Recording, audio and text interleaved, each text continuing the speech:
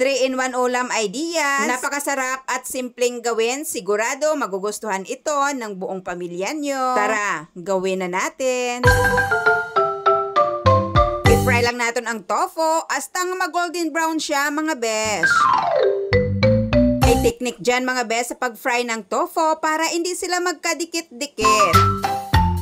Crispy at maganda tingnan ang pagka-brownish siya mga besh. After frying, iset aside natin mga bes para isusunod natin ang ating patatas. The same procedure mga bes hasta nga mag-golden brown ang aton nga patatas. Dahil malambot na at golden brown na siya mga bes, iset aside na natin. Susunod, manok i-fry naton mga bes. Ang parts ang manok nga ina mga bes, amo nang ginahimo nila nga chicken lollipop. Fry lang naton hasta nga mag-golden brown siya mga bes. Kasi pag mag-golden brown siya, luto na talaga yan. Marinated na sa soy sauce, sa cornstarch, kaya tingnan nyo mga bes, napaka-crispy at maganda tingnan. Sa ating kawali, maglagay tayo ng konting mantika at i-fry natin ang garlic.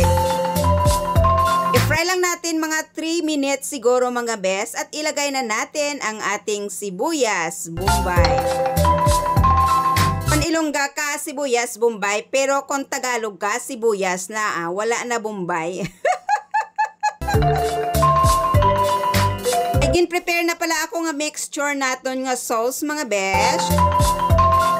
Sa measurement mga bes, depende na kung ano kadamoon ang inyo nga niluto. Bali may leek tayo mga bes, pero kung wala ka mo sina, pwede man ang green onion.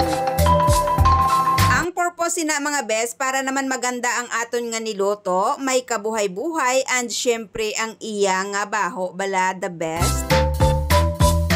Dahil nilunod na natin lahat-lahat mga besh, maglagay tayo ng sugar syrup. Kung wala ka mo amo sina mga besh, pwede ang honey, or pwede man lagyan nyo ng kalamay mga besh, ang mixture sauce nyo kanina.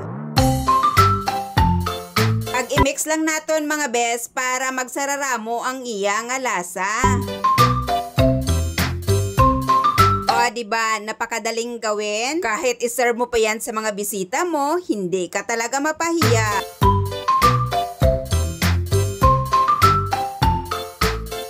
Subukan mo na at i-add mo na yan sa recipe list mo. Thanks for watching.